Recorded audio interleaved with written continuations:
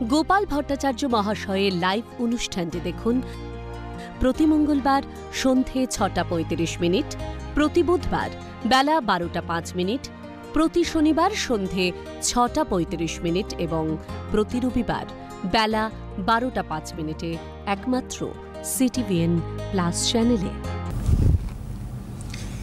স্বাগতম, নমস্কার। কি জানেন, আমাদের যে নানান রকম মন্ত্র, উপাচার ইত্যাদি আমরা করি, সেটার দুরকম প্রয়োগ ক্ষেত্র রয়েছে।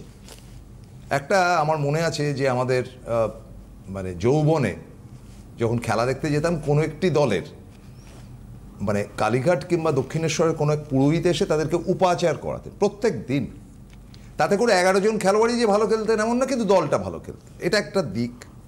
আরেকটা যে ব্যক্তিগত আমার নিয়মিত কোন উপাচার করলে রাশিতত্ত্বভাবে আমার একটু ভালো হবে, মানে আমার একটু ভালো থাকবে, কঠিন বিষয়। মানে একটি সম্মিলিত ব্যাপারও রয়েছে, একটি ব্যক্তিগত জায়গাও রয়েছে। তো এই কম্বিনেশন প্রশ্ন করতে আমার খুব ভাল লাগে। দেখে আমার সৌভাগ্য যে মানে সন্ধ্যের তারার মতন তিনিও একজন তারকা, উজ্জ্বল তারকা আজকে জ্যোতিষ জগতের। তিনি আমাদের প্রিয় গোপাল ভট্টাচার্য। Welcome sir. আমি আজকে মূলত বলার চেষ্টা করব যে এখন যে গ্রহগত যে অবস্থান, মানে গ্রহরা যে যে জায়গায় আছে, হ্যাঁ হ্যাঁ, সেই অনুযায়ী প্রত্যেকটা রাশির উপর তার কি এফেক্ট পড়ছে এবং আমরা এই নেগেটিভ এফেক্টগুলো থেকে বেরোতে গেলে আমরা দৈনন্দিন মানে রেগুলার হ্যাঁ, আমাদের যেমন খাওয়াটা রেগুলার, স্নান করাটা রেগুলার, তেমন আমাদের জীবনে সৌভাগ্য লাভ করতে গেলে, কিছু ভালো হতে গেলে আমাদের রেগুলার কিছু উপাচারের মধ্যে থাকতে হয়। সেই রেগুলার উপাচারগুলো কি, সেটাকে নিয়ে আজকে আমি মূলত বলবো। প্রথমে আসি মেষ রাশি। দেখুন, যাদের মেষ রাশি তাদের এখন যে গ্রহটা সব থেকে ডিস্টার্ব দিচ্ছে সেই গ্রহটা হচ্ছে শনি। তার কারণ মেষ রাশির জাতক বা জাতিকাদের শনির ৭.৭-র কারণেই কর্মক্ষেত্রে সমস্যা তৈরি করছে, আর্থিক সমস্যা তৈরি করছে, কোনো দিকে উন্নতি হতে চাইছে না, শরীর ভোগাচ্ছে। সবেরই মূলত মেষ রাশি এই সময় এফেক্টেড হচ্ছে শনির জন্য। তো সুতরাং আমরা আপনারা যারা মেষ রাশির জাতক বা জাতিকারা বিভিন্ন সমস্যা ফেস করছে, যে চাকরি হচ্ছে না, কর্মক্ষেত্রে উন্নতি হচ্ছে না, বা সাংসারিক জীবনের সমস্যা রয়েছে, বা কোনো কিছু মনের মতো ঠিক হচ্ছে না, শনির ৭.৭-র কারণেই তো এগুলো হচ্ছে। তো শনির উপাচার করব। তো রেগুলার দেখুন, এমনি শ্রাবণ মাসটা হচ্ছে উপাচারের মাস। এই মাসে যে কোনো ধরনের উপাচার করলে না, সেই উপাচারগুলো খুব দ্রুত ফল দেয়। 12টা মাসের মধ্যে একমাত্র শ্রাবণ মাস এবং ভাদ্র মাসের যে কৌশিকী অমাবস্যা, এর উপাচার হচ্ছে সব থেকে দ্রুত ফল দেয়।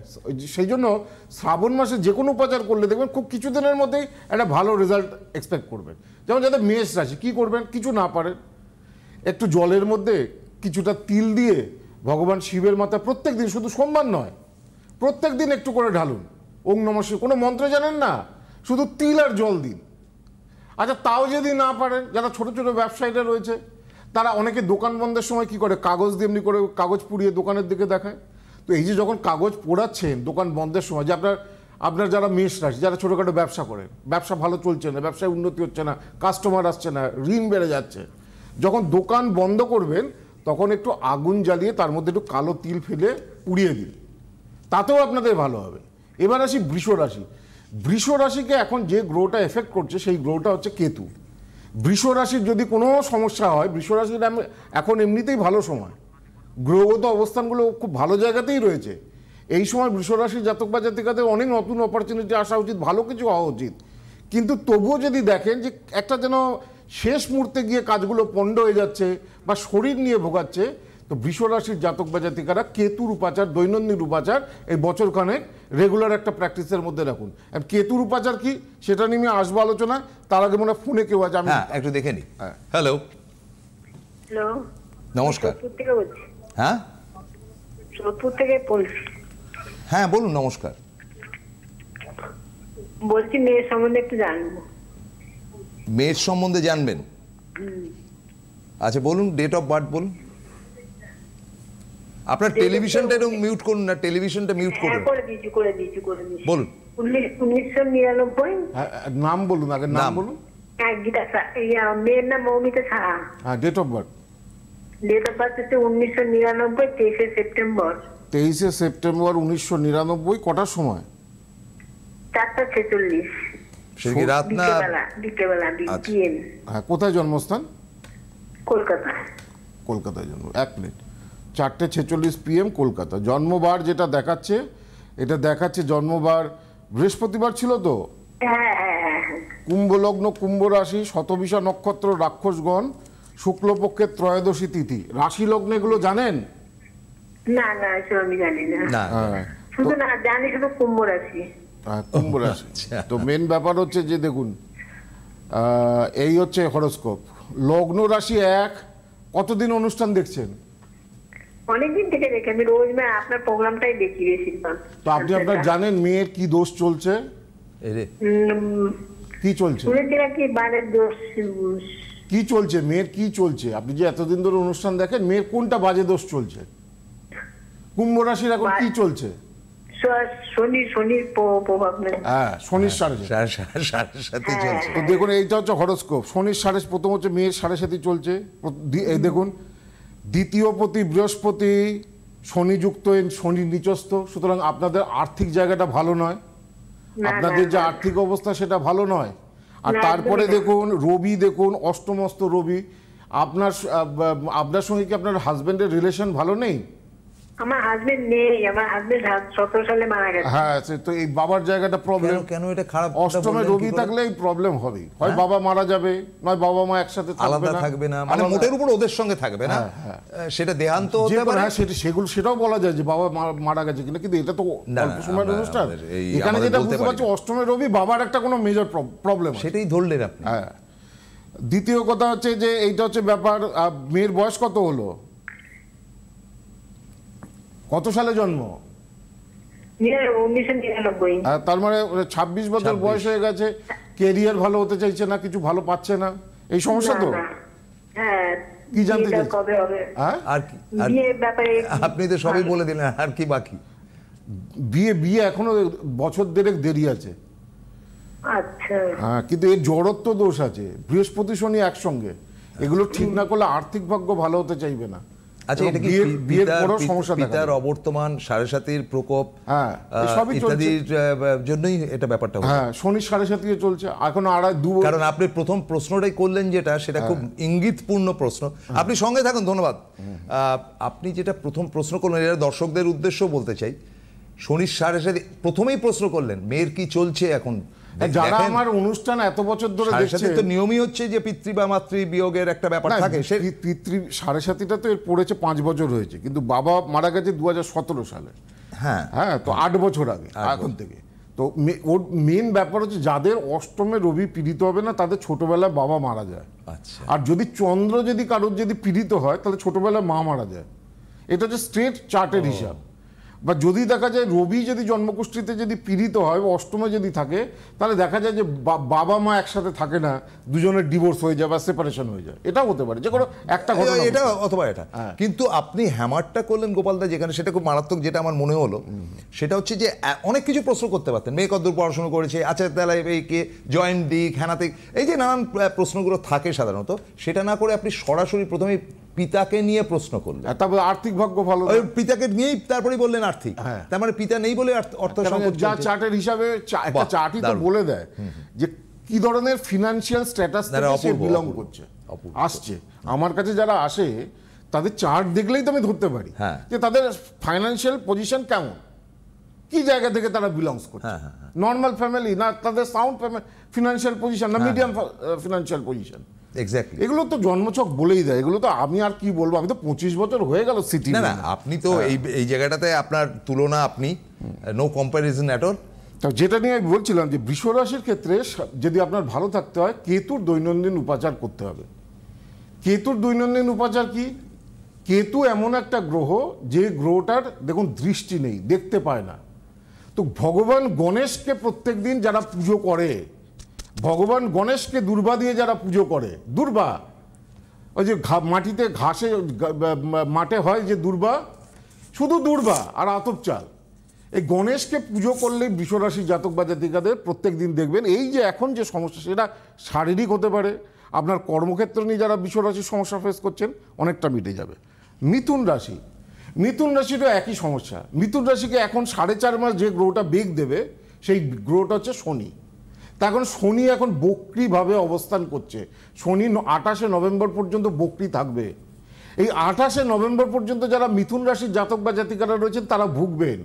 শারীরিক বলুন, ব্যবসা বলুন, আর্থিক ক্ষেত্র বলুন, কর্মক্ষেত্র বলুন, বিয়ের জায়গায় বলুন, মিথুন রাশির জাতক বা জাতিকাদের এই সময় ভোগাবে 4.5 মাস। হ্যাঁ, তো কেননা শনি দৃষ্টি দিচ্ছে। তো সেই জন্য মিথুন রাশি এই 28শে নভেম্বর পর্যন্ত যে সময়টা, এটা ভালো থাকতে গেলে শনিবারের উপাচার করতে হবে।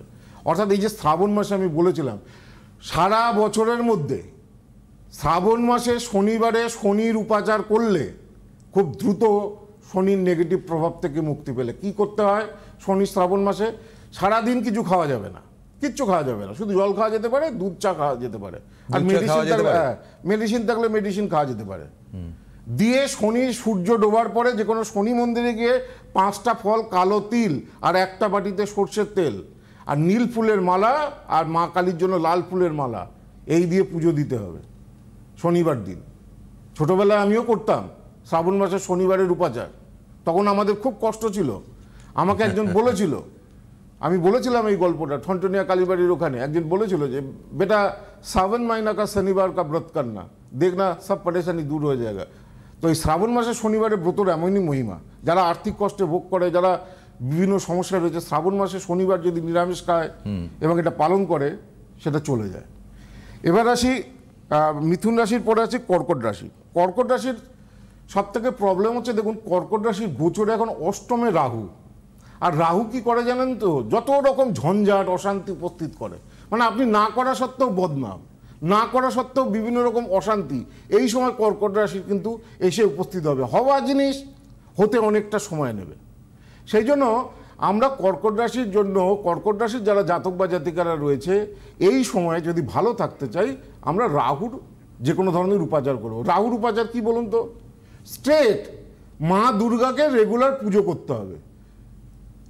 মা দুর্গাকে, যে সিংহমাইনী দুর্গা, মা দুর্গা যে সিংহের ওপরে রয়েছে সেরকম কোনো ছবি রেগুলার একটু ধূপধুনো দেখাতে হবে।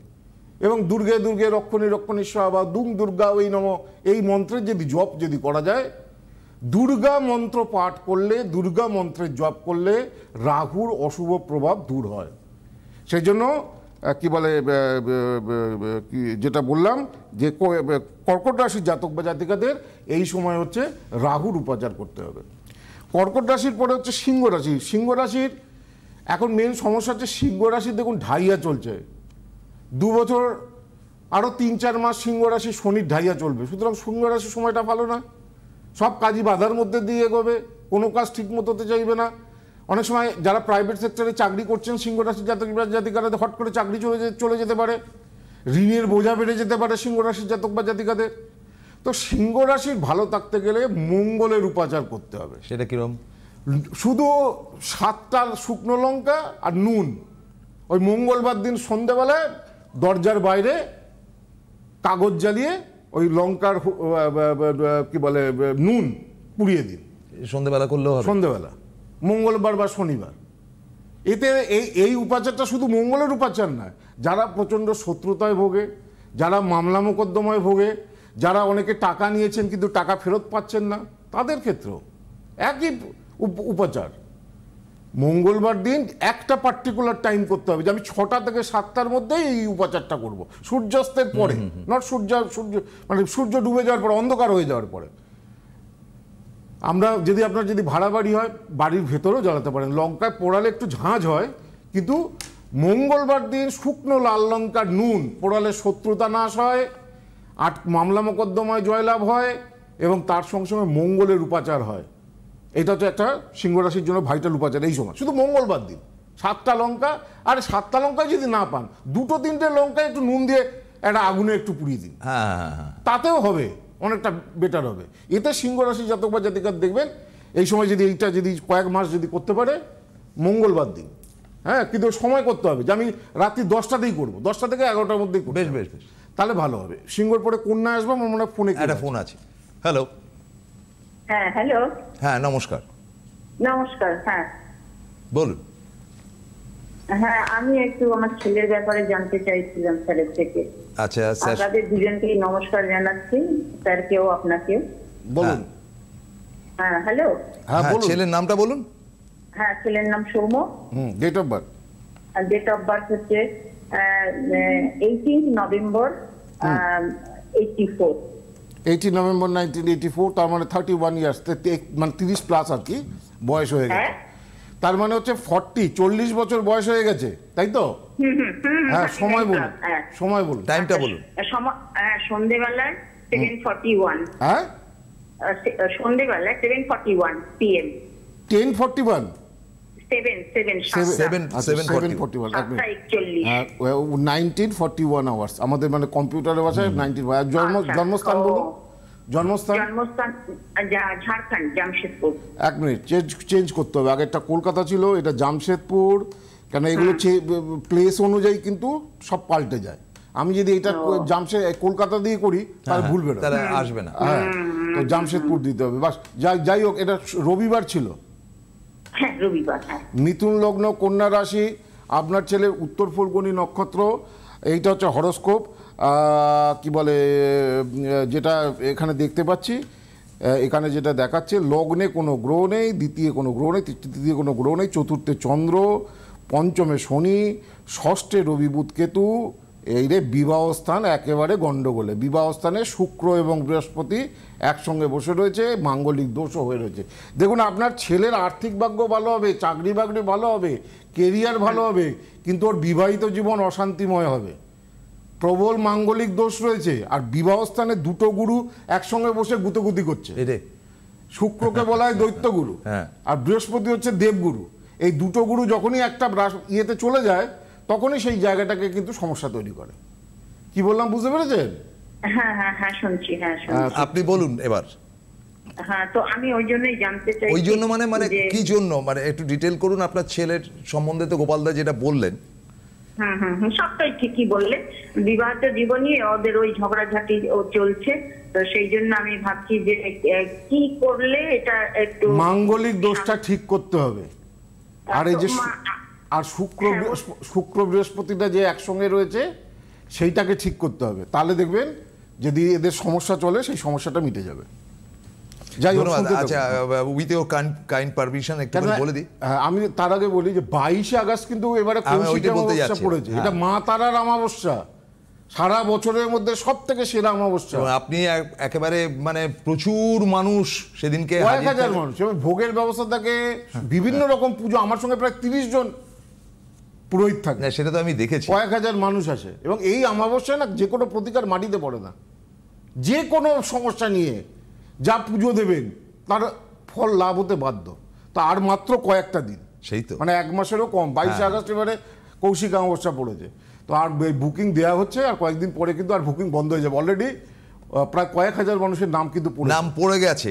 তো সুতরাং তবু আপনাদেরকে বলে দিই যে যারা আসতে পারবেন না নেহাতি, তারা অনলাইন প্রেডিকশন করিয়ে নেবেন 8584038638। দক্ষিণ কলকাতার গড়িয়াহাট চারমাথা ক্রসিং, যশোদা ভবন। প্রতি সপ্তাহে ফোন নাম্বার বলছি 9007935831। বারাসাত ডাকবাংলোর মোড় ও বর্ধমান রেল স্টেশনের সন্নিকটে চেম্বারের বুকিং নাম্বার হচ্ছে 8584038640। দুর্গাপুর বেনাচিতি প্রতি সপ্তাহে বসেন 9748749041। বাকি সমস্ত বুকিং যেগুলো রয়েছে তো রয়েছেই। মেদিনীপুরে 17ই আগস্ট, বহরমপুরে 19শে আগস্ট, গৌহাটিতে 21শে আগস্ট, 22 তো পুজোই রয়েছে, তিনি চলে আসবেন। বর্ধমান 23শে আগস্ট, শিলিগুড়ি 25শে আগস্ট, কৃষ্ণনগর 28শে আগস্ট, হলদিয়া রয়েছে এর মধ্যে 2রা আগস্ট। আচ্ছা, আগরতলা রয়েছে 4ঠা আগস্ট, দিল্লি রয়েছে 6ই আগস্ট, ব্যাঙ্গালোর রয়েছে 7ই আগস্ট, কোচবিহার রয়েছে 8ই আগস্ট, শিলচর রয়েছে 10ই আগস্ট, মালদা রয়েছে 12ই আগস্ট, আর পুরুলিয়া রয়েছে 14ই আগস্ট। এই হচ্ছে কি যে কোনো চেম্বারের জন্য যারা আসতে চাইছেন তাদের হেল্পলাইন নাম্বার, যে কোনো চেম্বার, আপনি বললাম স্যার কোচবিহারে কোথায় বসেন, মালদায় আপনি কোথায় বসেন, 8584038631, এই যে প্রথম নাম্বারটা 8584038631 ফোন করলেই বলে দেবে। আর যারা আসতে পাচ্ছেন না চেম্বারে, বয়স্ক অনেক মানুষ রয়েছেন, তারা অনলাইনে হোয়াটসঅ্যাপ ভিডিও কলে আমি কথা বলি, তারও নাম্বারটা হচ্ছে 8584038638 638 এই নাম্বারটা হচ্ছে অনলাইনে ভিডিও কলে আমার সাথে কথা বলার নাম্বার। আচ্ছা যাই হোক, যেটাকে নিয়ে বলছিলাম, কন্যা রাশি কি করলে ভালো হবে এই সময়? কন্যা রাশি মা কালীর পুজো করুন। আপনাদের যে মোবাইল ফোন আছে সেই মোবাইল ফোনের ওয়ালপেপারে এখন মা কালীর ছবি রাখুন। আর যদি এত না করতে পারেন, একটা রূপোর চেনের মধ্যে মা কালীর একটা লকেট পরুন। এই সময় মা কালীর পুজো করলে, মা তারা বা মা কালী, বিশেষ মা কালীই বলবো, তার পুজো করলে কন্যা রাশির জাতক বা জাতিকারা যে স্ট্রাগল করছেন সেই স্ট্রাগল থেকে কাটবে। সবসময় মা কালী, দক্ষিণা কালীকে ডাকুন। তুলা রাশি, তুলা রাশির এখন যে গ্রহের অবস্থান রয়েছে তাতে যদি পারেন এই শ্রাবণ মাসে যে কোনো শিব মন্দিরে একটা রূপোর বেলপাতা দান করুন। যে কোনো, যদি মন্দিরে না দান না করুন, বাড়ির জন্য, বাড়ির যে শিবলিঙ্গ আছে তুলা রাশি, এই শ্রাবণ মাসের সোমবারে রূপোর বেলপাতা কিনতে পাওয়া যায়। একটা ছোট রূপোর বেলপাতা কিনে ভগবান শিবের উদ্দেশ্যে অর্পণ করুন। দেখুন কিছুদিনের মধ্যে আপনার ভালো সংবাদ পাবেন, কোনো বিষয় ভালো খবর আসবেই। বৃশ্চিক রাশি, বৃশ্চিক রাশি হনুমানজির পুজো, হনুমান চালিসা পাঠ এই সময়। হ্যাঁ, জয় হনুমান জ্ঞান গুণ সাগর, জয় কপীশতি হুলোক উজাগর, রামদূত অতুলিত বল ধাमा, अंजनी पुत्र पवन सुत नामा, महावीर विक्रम बजरंगी, कुमति निवार सुमति के संगी, कंचन बरन विराज सुबेशा, कानन कुंडल कुंचित केशा। এই যে হনুমান চালিসা আমি একটু বললাম, হ্যাঁ, তো এই হনুমান চালিসা পাঠ রেগুলার এই সময়, হনুমানজির পুজো করা, মেটে সিঁদুর দিয়ে, ছোলা গুড় দিয়ে হনুমানকে পুজো করা খুব শুভ হবে। যদি না পারেন মোবাইলের ওয়ালপেপারে হনুমানজির ছবি লাগান, হনুমানের বিভিন্ন মন্ত্র শুনুন। বৃশ্চিক রাশি, তুলা রাশি, বৃশ্চিক, ধনুরাশি, ধনুরাশি এই সময় কোনো ভিক্ষুককে নিরাশ করবেন না। কেউ যদি এই সময় ধনুরাশি যারা জাতক বা জাতিকা আছে সমস্যা ফেস করছেন, কে ব্যবসা করছে কি না করছে আপনার দেখার দরকার নেই। আপনি কোনো ভিক্ষুককে এই সময় নিরাশ করবেন না। এই 4 মাস 4.5 মাস যা পারবেন, যখন পারবেন, কেউ যদি এসে আপনার সামনে দাঁড়ায় কিছু দান করুন, কোনো গরিব মানুষকে কিছু দান করুন, আপনার যদি সমস্যা চলে। ধনুরাশির জাতক বা জাতিকারা লাভবান হবেন। মকর রাশি, মকর রাশি বাড়ির, দেখুন শনির যখন কারুর অশুভ প্রভাব চলে তার উপরে সে ঘর অন্ধকার করে থাকতে ভালোবাসে, সে রাত্রে অনেকক্ষণ জাগবে, দিনের বেলা ঘুম থেকে উঠতে দেরি করবে, সবসময় মোবাইলের প্রতি অ্যাডিক্টেড হবে। যে সমস্ত বাচ্চা ছেলেরা কারোর সঙ্গে মিশতে ইচ্ছা করবে না, এগুলো হচ্ছে শনির নেগেটিভ প্রভাবের মধ্যে পড়ে। তো এই যে ঘর অন্ধকার করে রাখছে, সেই জন্য মকর রাশির জাতক বা জাতিকারা কি বলে, এই সময়ে বাড়ির যারা কাজের লোক রয়েছে তাদের কিছু না কিছু সাহায্য বা হেল্প করার চেষ্টা করুন, সেটা ভালো হবে। কুম্ভ রাশি, কুম্ভ রাশি সোনা এবং রূপো, অবশ্যই দুটো ধাতু, গয়না, যে কোনো গয়না, আংটি হতে পারে, রিং হতে পারে, সোনা এবং রূপো। আর যদি সোনার পয়সা না থাকে, সোনার দাম এখন অনেক বেড়ে গেছে, একটা ছোট্ট সোনার টুকরো করে, আমি রূপোর আংটির মতো পরে একটা ছোট্ট সোনার টুকরো বল, সোনা রূপো পড়ুন একসাথে। হ্যাঁ, যতই আপনার টাকা থাকুক, পয়সা থাকুক, সোনার রূপো এই সময় একসাথে পড়ুন, তাতে ভালো হবে। আর মীন রাশির জাতক বা জাতিকারা মন্দির একটু পরিষ্কার করার ব্যবস্থা করুন, এই সময় সাধু সন্তদের সেবা করুন, সাধু সন্তদের দান করুন, তাহলে দেখবেন মীন রাশির জাতক বা জাতিকারা যারা সমস্যার মধ্যে রয়েছেন তারা অনেকটা ভালো থাকবেন। আর জানিয়ে দিই যে এই যে 22শে আগস্ট কৌশিক অমাবস্যা পর্যন্ত এই দক্ষিণাবর্ত শঙ্খটা, এটাকে লক্ষ্মী শঙ্খ বলা হয়। হ্যাঁ, এটা দেখুন কাঁটা শঙ্খ নয়, যে দক্ষিণাবর্ত শঙ্খ কাঁটা কাটা হয়, হ্যাঁ, সেটা কিন্তু ভালো না, সেটাকে শঙ্খিনী বলা হয়, সেটা বাড়িতে রাখলে আবার অশুভ। তো সেই জন্য এরকম প্লেন সারফেসের দক্ষিণাবর্ত শঙ্খ এখন সব চেম্বারেই কিন্তু উপহার হিসাবে দেওয়া হচ্ছে। আপনি অনলাইনে দেখান বা চেম্বারে এসে দেখান, কৌশিক অমাবস্যা পর্যন্ত কিন্তু এই শঙ্খটা কিন্তু দেওয়া হবে। আপনি অনেক অনেক নমস্কার নেবেন। আজকের মতো শেষ করছি, এরপরে বুধবার দুপুর 12টা।